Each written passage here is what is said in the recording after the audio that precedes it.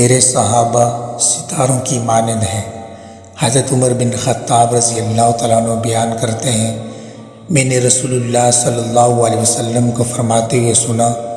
میں نے اپنے رب سے اپنے بعد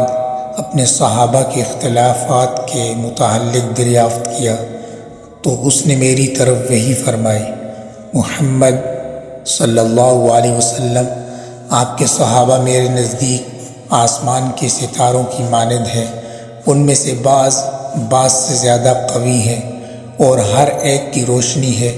اور جس شخص نے باوجود ان کے اختلاف کے جن پر وہ ہیں عمل کیا تو وہ میرے نزدیک ہدایت پر ہے۔ راوی بیان کرتے ہیں، رسول اللہ صلی اللہ علیہ وسلم نے فرمایا، میرے صحابہ ستاروں کی مانند ہیں،